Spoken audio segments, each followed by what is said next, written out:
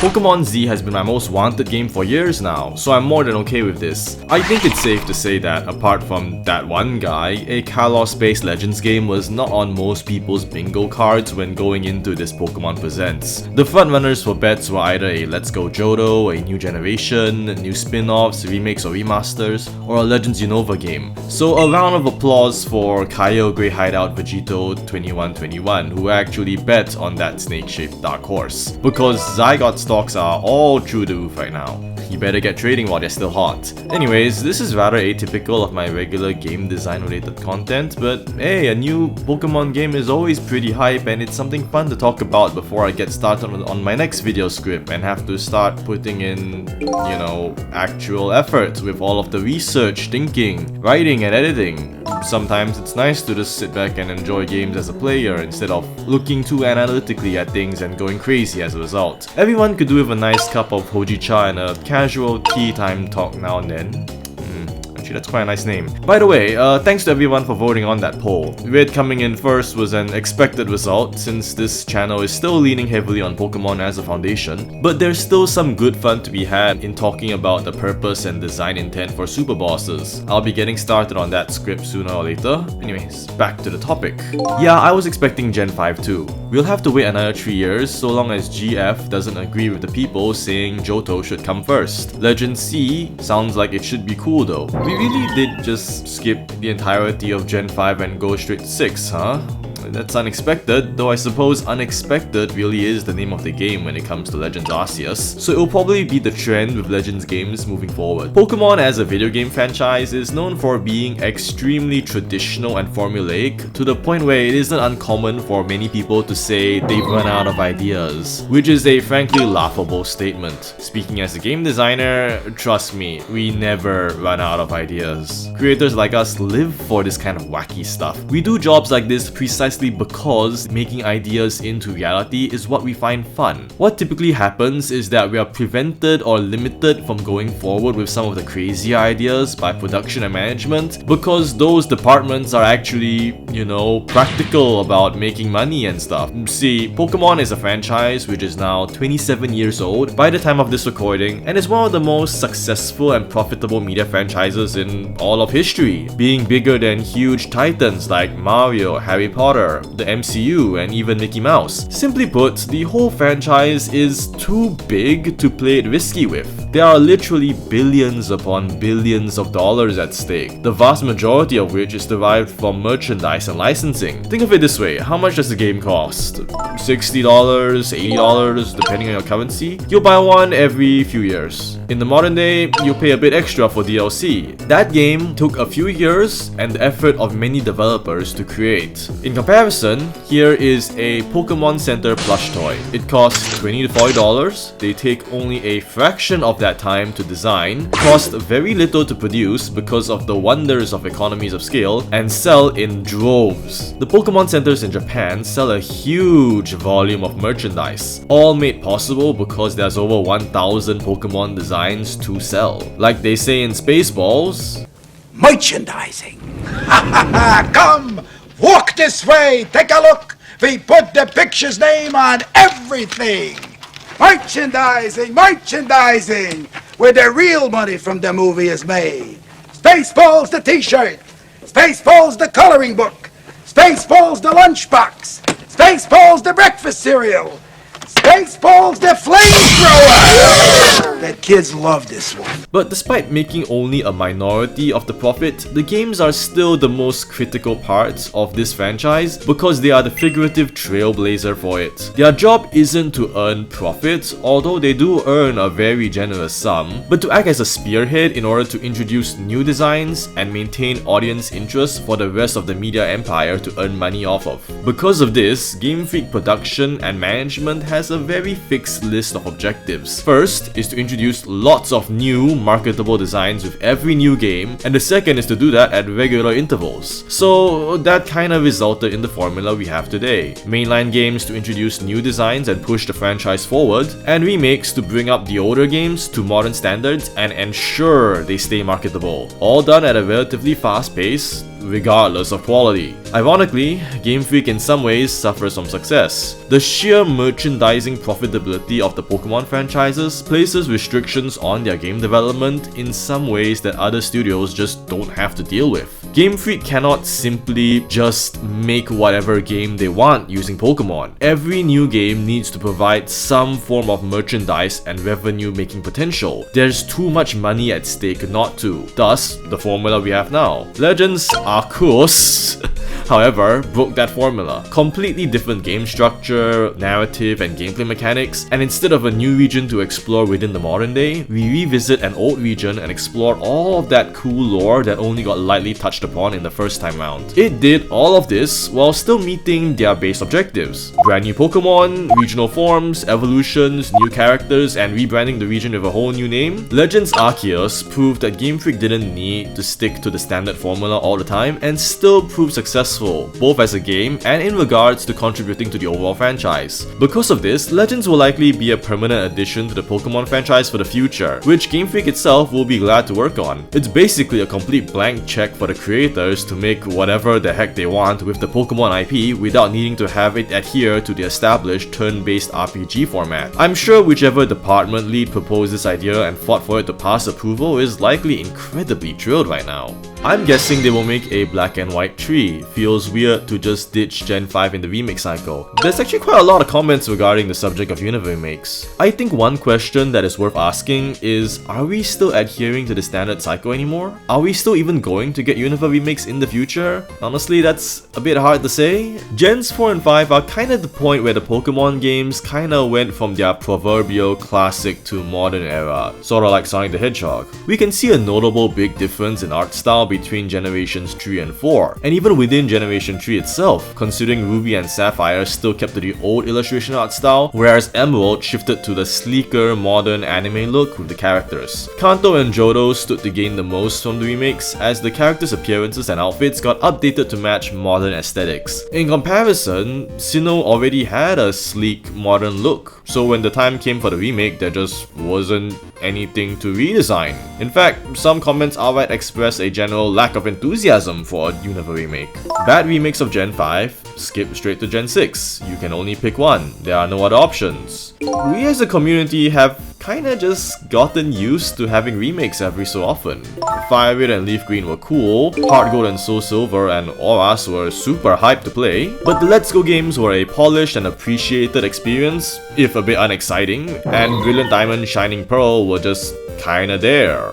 It's gotten to the point where the remakes aren't really that exciting anymore because there's just so little to gain from remaking modern games now. That said, I'm still thoroughly expecting them to come by in future. They are still useful for the Pokemon franchise as a whole because they are very good at stalling out an extra year or two between Legends and new generations. And the thing is, more development time is always a good thing, provided you're not Skull and Bones. Good games need time to cook. Rush it too fast and you get undercooked tree textures and non-game-breaking, silly bugs. It also does help that these are relatively low opportunity costs to make, cause Ilka exists, meaning it won't take up Game Freak's time and resources to make. On that subject, better left untouched than ruined by Ilka. You know, BDSP really was one of the games of all time, wasn't it? I wanted to joke that it's like the Morbius of the Pokemon series, but Morbius at least was somehow bland enough to the point where it kind of experienced integer underflow and looped back around to being ironically funny. BDSP was just bland. To give Ilka some credit, it was their first ever Pokemon project, and while unexciting, it was competent as a remake. Now that a proper production pipeline has been established, we can maybe hope that they'll get to have an easier and maybe better time with a hypothetical Unova remake duology if they ever do make one. BDSP were kinda like the bread and olive oil that gets served to you as a starter in an Italian restaurant. It's something to hold off your hunger and keep you chatting with friends at the dinner table until the main course that was Legends Arceus comes in later. And sure, good bread and olive oil are delicious, but you most likely wouldn't be too happy if you only had that to eat for dinner and nothing else. Really, was there any reason to actually seek out and enjoy BDSP? I am in love with Cynthia. Understandable. The fact that the game is gonna apparently take place exclusively inside Lumio City is a really weird choice to say the least. Legit no idea how that's gonna work out. I mentioned earlier that Legends is basically Game Freak's blank check to do anything they want with the Pokemon IP, and this is that check being cashed in action. Standard Pokemon game formula involves exploring areas and then visiting cool new towns for gym battles and major plot progression. Arceus defied convention by being purely focused on exploring the wilderness of Sinnoh, and now ZA is defying convention in the opposite way by having everything take place in one single city. It's not impossible for this to happen. Pokemon games typically shrink down and simplify cities because they have a huge game world to explore, which means each city and town pretty much only has one or two landmarks or serves a few simple functions. But if the whole game world is the city, then it will likely get changed to multiple different districts and streets which we travel between and which serve the same functions as the cities in the mainline games. Perhaps we shall follow similar formats to the Yakuza series, which are sandboxes full of random encounters and activities. Maybe we'll get our equivalent to Kiwami's Majima Everywhere system. One comment also suggested Midgar from Final Fantasy VII Remake, which I'm less sure about, partially because that majority of the first part took place within Shinra Tower, and partially because it's frankly way larger in production scope. X and Y always felt somewhat incomplete to me compared to Auras. It's actually great to see them revisit the region in some fashion. Hopefully there won't be any game save corruptions in this version of Lumio City. Yeah, I can see the Lumio save glitch getting a callback of some kind at least. For better or worse, that was a funny period in X and Y's history, and it was a hint into its potentially troubled development. Ordinarily, bugs which severely impact game states like these are detected and flagged as critical by QA and fixed by programming teams before the game launches. The bugs we typically see in most games are just funny, minor things like horses on roofs, which don't actually harm the game experience in any meaningful way outside of breaking immersion and trapping the player in the occasional odd spot. They are just things to point and laugh at. A bug that could potentially wipe save files going undetected was pretty alarming, but that's history now. I would definitely agree with this guess that we'll see the glitch be referenced, at least by some NPC dialogue. And while we're on the topic of guessing stuff, I will also take a guess at our starters, being Snivy, Piplup, and either Charmander or Torchic. Arceus basically gave us 3 non-Sinnoh starters and gave them regional final evolutions, and I would expect that same pattern to repeat here. I'm quite curious to see how they will Frenchify everything, and I would expect their designs to be quite cool. I do love the Wandering Samurai owl look they gave to Hisuian Decidueye, and I can't wait to see what these 3 get. So sympathies to the Chestnut, Delphox, and Greninja fans, because they are unlikely to receive a huge focus here. As for the reasonings behind my choices, well, Serperior basically got added in one generation too early, since it's aesthetically designed after the French aristocracy and even has a fleur-de-lis pattern on its back. Empoleon is also partially themed after and derives its name from the famous French emperor, Napoleon Bonaparte. So we'd better be careful if we ever see Colossian Empoleon walk into the streets with an artillery line of Clawitzers. These 2 starters are so heavily French inspired that I'd be quite surprised if Game Freak decided to pass up the opportunity to put these displaced French starters back inside the France region where they rightfully belong, and also make Colossian Empoleon shorter for the joke. As for the fire starter, I've seen some guesses that it might be Torchic because the Gallic rooster is apparently a national symbol of France, which makes sense. But, well, do you seriously think they'll pass up the chance to do a Mega Charizard Z? If you do, well, you've got more faith in Game Freak than I do. Aside from that, I'd say let's keep an open mind.